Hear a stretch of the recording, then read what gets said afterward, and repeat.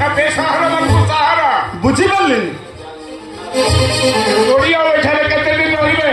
ଓ ଏଇ କଥା, ଯଦି ସବୁଦିନ ପାଇଁ ରୁହନ୍ତି ତାହେଲେ ତମର କିଛି ଅସୁବିଧା ଅଛି କି? ଏଇଟା ମୋ ପ୍ରଶ୍ନର ଉତ୍ତର ନୁହେଁ। ଉତ୍ତର କଣ ଦେବି?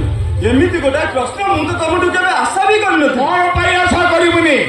ଯାହାକୁ ମାନେ ତାକୁ ଆଣି ମୋ ଆଉଟ ହାଉସରେ ରଖିଦେବୁ, ଏମିତିକି ମୋ ଅନୁମତି ତୁ ଅବଶ୍ୟ କରିବୁନି। ତାମାନେ ତମ କମ୍ପାଉଣ୍ଡ କି ତମ ଆଉଟ ହାଉସ ଉପରେ କିଛି ଗୋଟାଏ ଡିସିସନ ନେବାର ଅଧିକାର କଣ ମୋର ନାହିଁ? ଏକଥା ମୁଁ କହୁନି, କହୁଛି ବର୍ତ୍ତମାନ ସମାଜରେ ବହୁତ ବାଦ ଲୋକମାନେ ବୁଲୁଛନ୍ତି। ସେମାନଙ୍କ ବିଷୟରେ କିଛି ନ ଜାଣି ନ ଶୁଣି ମୋ କମ୍ପାଉଣ୍ଡ ମୋ ଆଉଟ ହାଉସ ରଖିଦେଲେ ସେମାନେ ଯଦି ଭଲ ମନ୍ଦ କରିଦିଅନ୍ତି, ସେ କଣ ତୁ କଣ କରିବୁ?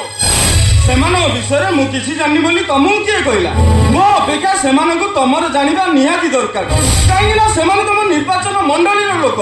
ଭୋଟ ଦେଇ ସେମାନେ ତମକୁ ନିର୍ବାଚନରେ ଜିତେଇଥାନ୍ତି। ସେ ଲୋକଟାର ସ୍ତ୍ରୀ ନାହିଁ କି ପିଲାପିଲି ମଧ୍ୟ ନାହିଁ।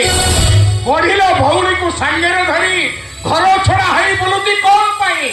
ସେମାନଙ୍କର ସମ୍ପର୍କ ମତେ କାହିଁ କେମିତି ସନ୍ଦେହ ଲାଗୁଛି। ବାବା, ସେମାନଙ୍କ ବିଷୟରେ ତମର ଅଧିକା ଚିନ୍ତା କରିବା କିଛି ଦରକାର ନାହିଁ। ସେମାନଙ୍କୁ ମୁଁ ଏ ଘରେ ଆଶ୍ରୟ ଦେଇଛି। ଯଦି ଆଜି କିଛି ଭଲ ମନ୍ଦ ହୁଏ ସେ କଥା ମୁଁ ବୁଝିବି। ତମେ ତମ କାମ କର, ହେଲା?